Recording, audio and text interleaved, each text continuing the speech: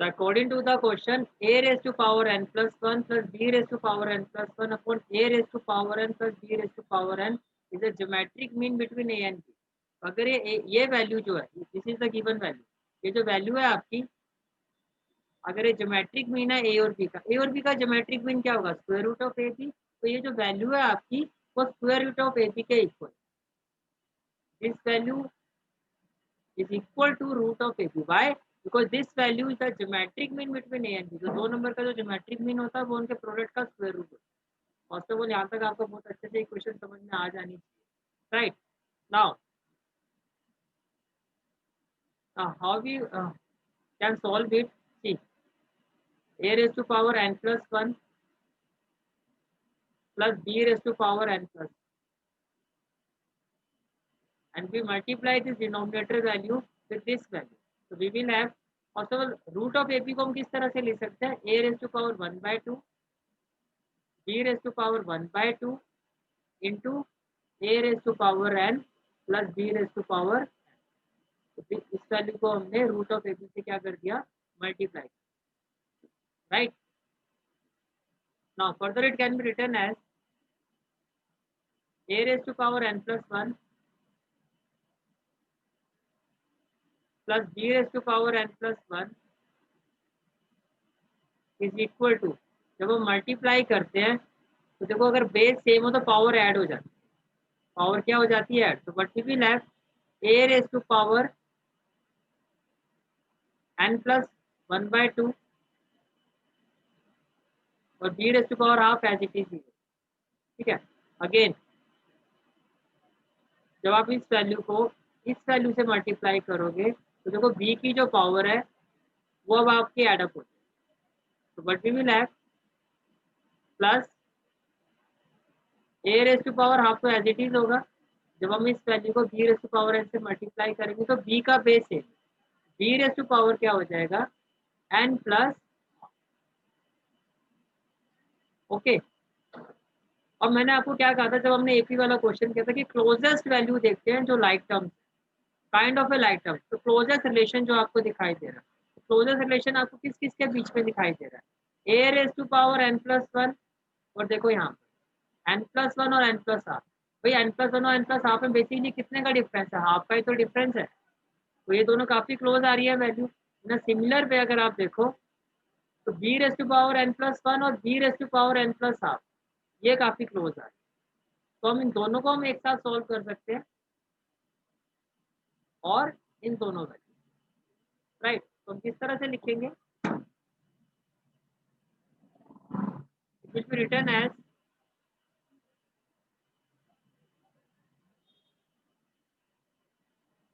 a raise to power n plus 1 minus a raise to power n plus 1/2 into b raised to power 1/2, and it will be equal to a raised to power 1/2 into b raised to power minus b raised to power n plus 1। ये दोनों value close है और ये दोनों value close, right. Now what we can do here, if we take the common term, भाई n plus 1 और n plus half में से लेसर वैल्यू है n plus half, so we can at least we can take a raised to power n plus half common from these two terms, means a raised to power n plus half if we take as a common term, so what we will have, भाई n plus 1 में से n plus half अगर आप निकाल दोगे तो आपके पास half ही value बचेगी। और यहाँ से अगर ये पूरी वैल्यू अगर आपकी कॉमन हो गई, कॉमन आपने ले ली, तो माइनस यहाँ से आपके पास या left with b raise to power 1 equal to, इसी तरह से b raise to power n plus half, if we take it as a common term we will have a raised to power half minus b raised to power half, b raised to power half, right.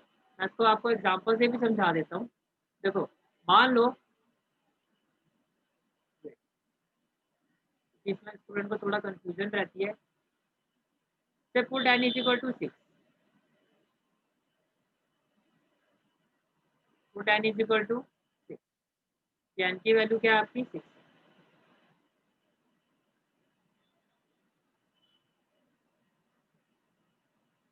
what we are going to do, say put n is equal to 6,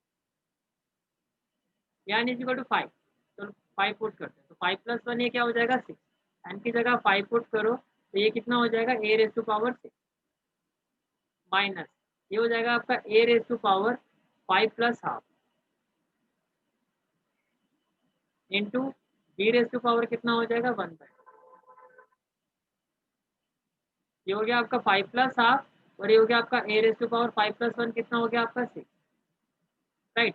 अब अगर आप यहाँ से 5 plus half common लेते हो, अगर आप यहाँ से a raise to power 5 plus half common लेते हो तो आप देखो इन दोनों में जो डिफरेंस है वो कितना है। तो अगर मैं यहाँ से अगर इस तरह से ना, चलो मैं आपको और सिंपल वे में करवाता हूँ। What we can do here,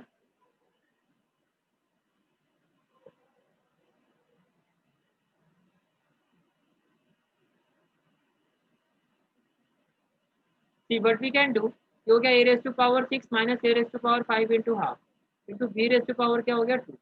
अब इन दोनों से मिनिमम वैल्यू जो आप कॉमन ले सकते हो वो क्या ले सकते हो, a raise to power, a raise to power 5 तो दोनों के पास है ना, a raise to power 5।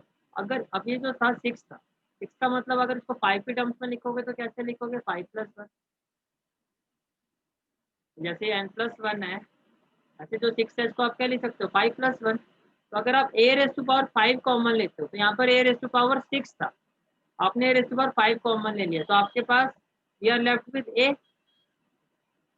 We are left with a minus, इसी तरह से ये जो a raise to power half है आपका, आपने a raise to power 5 common लिया तो we are left with a raise to power half into b raise to power half, ऐसे ही होगा आपका, ठीक है। फर्दर आप अगर आप ध्यान से देखो तो a means a raise to power 1, a raise to power 1 और a raise to power half में से अगेन हम a raise to power half को कॉमन लेते हैं, we will have a raise to power 5 into a raise to power half. तो 1 में से अगर आपने हाफ कॉमन ले लिया तो you will have a raise to power half minus a raise to power half, अगर आप कॉमन लेते हो तो you will have b raise to power half, यही होगा आपका, यही वैल्यू आएगी आपके पास, राइट। ओके, अब आप देखो आपका बेस सेम है, आपका बेस क्या है सेम, तो अगर आपका बेस सेम है तो can I write it as a raise to power 5 plus half within bracket a raise to power half minus b raise to power half, इस तरह से हम इसको लिख सकते हैं। 5 plus half a raise to power half, अगर आप ध्यान से देखो और आप इसको इससे रिलेट करो, देखो सेम वैल्यू आ रही है ना। 5 क्या था आपका, 5 था आपका n, अगर मैं इसको n की फॉर्म में लिखूंगा तो ये क्या होगा a raise to power n plus half within bracket a raise to power half minus b raise to power half. I hope आपको अब बहुत अच्छे से समझ में आ गया है कि किस तरह से हम ये कॉमन लेके, जब आपने n प्लस हाफ को कॉमन लिया तो क्यों a raise to power half minus b raise to power half. Similarly आपका ये कंसेप्ट है। I hope now you understand why after taking a raised to power n plus half common we have these values. Okay, चलो अब आगे चलते हैं। So now you can see that a raised to power half minus a raised to power half minus b raised to power half will be cancelled out. We will have a raised to power n plus half equal to b raised to power n plus half। जब हमने AP वाला question किया था मैंने आपको बताया था कि इसको सॉल्व करने का बेस्ट मेथड क्या है कि आप इसको इंटू में 1 मैथमेटिकली तो आपने कोई वैल्यू चेंज नहीं किया, इंटू में 1 लिखने से अब ये जो वैल्यू मल्टीपल फॉर्म में हो, तो जब ये लेफ्ट हैंड साइड में जाएगी it will be indivisible, a raise to power n plus half upon b raise to power n plus half will be equal to 1। अब अगर आपको इस वैल्यू को फाइंड करना है तभी हम फाइंड कर सकते हैं जब ये वैल्यू क्या हो, दोनों के base same, means it can be written as a by b raised to power n plus half equal to a by b raised to power 0. Base आपका सेम हो गया. तो अगर बेस सेम है तो आपकी पावर क्या होगी? The power should be equal. So n plus half will be equal to 0, right? So finally the value of n will be equal to minus of half. Value of n will be equal to minus of, and this is the final answer of this question. I am repeating my words again. This is a very important. Okay.